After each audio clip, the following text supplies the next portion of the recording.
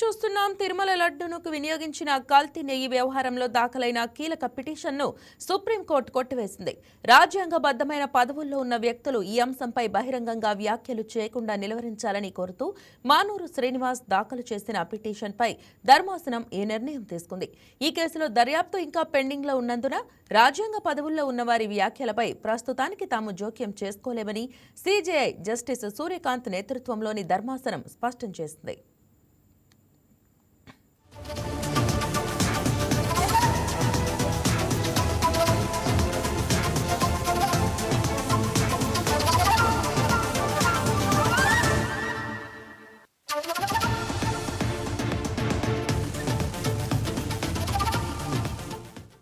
ఇటుక అన్ని అంశాలను క్షుణ్ణంగా పరిశీలించిన తర్వాతే తాము సీబీఐ పర్యవేక్షణలో ప్రత్యేక దర్యాప్తు బృందాన్ని ఏర్పాటు చేశామని కోర్టు గుర్తు చేసింది. ఏదైనా అభ్యంతరాలు లేదా సమాచారం ఉంటే నేరుగా సీబీఐ అధికారులకే తెలియజేయాలని పిటిషనర్కు సూచించింది.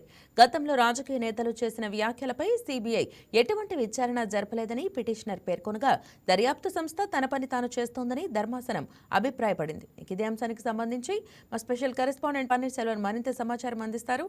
సెల్వం, చెప్పండి, ఈ కేసుకి సంబంధించి అప్డేట్స్ తెలియజేయండి. గుడ్ ఆఫ్టర్నూన్ మైజా. ఏదైతే చూసుకుంటే ప్రపంచ ఆధ్యాత్మిక క్షేత్రం తిరుమల శ్రీవారి లడ్డూ ప్రసాదం తయారీలో జంతువులకు మరియు రసాయనాలు కలిశాయన్న ప్రచారంపై దాఖలైన పిటిషన్ విచారించిన సుప్రీంకోర్టు కీలక వ్యాఖ్యలు కూడా చేసినట్లు మనకు ప్రధానంగా తెలుస్తుంది.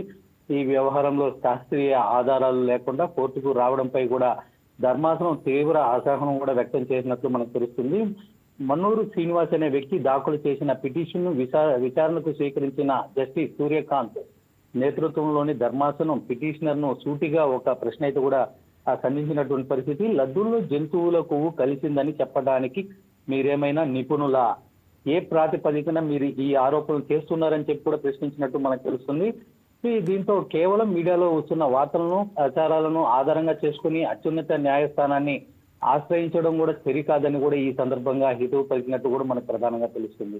ఈ సందర్భంగా ధర్మాసనం స్పందించు ఇప్పటికే ఈ వివాదంపై సుప్రీంకోర్టు పర్యవేక్షణలో ప్రత్యేక దర్యాప్తు బృందం సిట్టు అదేవిధంగా సిబిఐ దర్యాప్తు కూడా కొనసాగుతున్న విషయాన్ని గుర్తు చేసింది. ఒకవైపు దర్యాప్తు సంస్థలు విచారణ జరుపుతున్న సమయంలో కోర్టు ఇలాంటి పిటిషన్లను అనుమతించి దర్యాప్తులో జోక్యం చేసుకోకూడదని కూడా స్పష్టం చేసినటువంటి పరిస్థితి నెలకొంది. ఒకవేళ పిటిషనర్ వద్ద లేదా ఇతరుల వద్ద కానీ ఈ అంశానికి సంబంధించి ఏదైనా సమాచారం ఉంటే వాటిని నేరుగా సిట్ అధికారులకు కూడా అందజేయాలని ఈ సుప్రీంకోర్టు కూడా పేర్కొన్నటువంటి పరిస్థితి. మరోవైపు దీనికి సంబంధించి చూసుకుంటే కూడా ఆంధ్రప్రదేశ్ ఏపీ ప్రభుత్వం కూడా ఈ వ్యవహారంపై ఏకసభ్య కమిషన్ నియమించింది. దీనికి సంబంధించి కూడా ఇప్పటికే వాళ్ళు ఏకసభ్య కమిషన్ చైర్మన్ గా వ్యవహరిస్తున్నటువంటి దినేష్ కుమార్ రిటైర్డ్ ఐఏఎస్ ఆయన కూడా తిరుపతిలోనే మకాం వేసి ఇక్కడ దానికి సంబంధించిన ఫైళ్లను కూడా పూర్తిగా తిరుపతి పద్మావతి కేంద్రంగా కూడా పరిశీలిస్తున్నటువంటి పరిస్థితి. అంటే దీనికి సంబంధించి నెయ్యి ఏ విధంగా టెండర్లను ఆహ్వానిస్తారు, ఏ విధంగా కొనుగోలు చేస్తారు, ఏ విధంగా వాళ్ళకి సంబంధించి డబ్బులను కూడా అప్పచెప్తారనే కోణంలో కూడా పూర్తిగా ఇటు టీటీడీ కూడా ఈయన ఏకసభ్య కమిషన్ అటువంటి ఆయన కూడా పరిశీలిస్తున్నటువంటి పరిస్థితి. ఈ నేపథ్యంలో ఇలాంటివి అంశాలను అంటే భక్తులు మనోభావాలకి సంబంధించినటువంటి సున్నితమైన అంశాలపైన కూడా ఈ విధంగా ప్రచారం చేయకూడదని చెప్పి కూడా ఈ సందర్భంగా కూడా సుప్రీంకోర్టు తెలిపినటువంటి పరిస్థితి ఉంది మధ్య.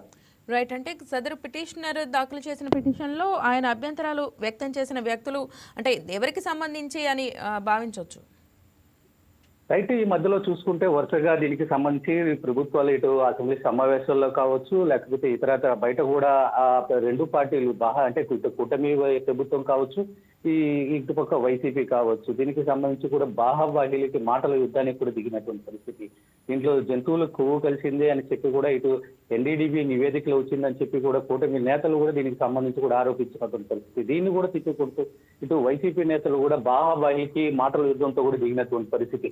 దీనికి సంబంధించి కూడా మరోపక్క ఇటు సిపిఐ నేతలు కావచ్చు, ఇంకా ఇతర నేతలు కూడా ఇది భక్తుల మనోభావాలకు సంబంధించి ఎవరైతే లడ్డూ కల్తీ వ్యవహారం చేశారో వాళ్ళ మీద ఖచ్చితంగా కేసు పెట్టాలో, వాళ్ళ మీద చర్యలు తీసుకోవాలని చెప్పి కూడా వాళ్ళు కూడా డిమాండ్ చేసినటువంటి పరిస్థితి. ఇది మొత్తానికి చూసుకుంటే మాత్రం హిందువుల మనోభావాలకు సంబంధించిన సున్నితమైన అంశం కాబట్టి, అంటే కోట్ల మంది స్వామివారి ప్రసాదాన్ని, స్వామివారిని ఏ విధంగా దర్శించుకునేదానికి రెప్పపాటు ఆశ చూపిస్తారో అదే విధంగా కూడా లడ్డును పొందేందుకు కూడా అంతే ఆతృత చూపిస్తారు. ఈ నేపథ్యంలో దాంట్లో జంతువులు కొవ్వు కలిసినా లేకపోతే ఇతరత కల్తీ జరిగిందని తెలిసినా కూడా ఇది భక్తుల మనోభావాలు దెబ్బతినే అవకాశాలు ఎక్కువగా ఉన్నాయి కాబట్టి ఇలాంటి వాదనలు ఖచ్చితంగా తీసుకురావద్దని చెప్పి కూడా సుప్రీంకోర్టు కూడా సీరియస్ అయినటువంటి పరిస్థితి. అలాంటి ఆధారాలు ఏదైనా ఉంటే సిబిఐ కూడా అందజేయాలని చెప్పి కూడా ఇటు సుప్రీంకోర్టు అయితే కూడా వెల్లడించినటువంటి పరిస్థితి. Right Selvam, thank you.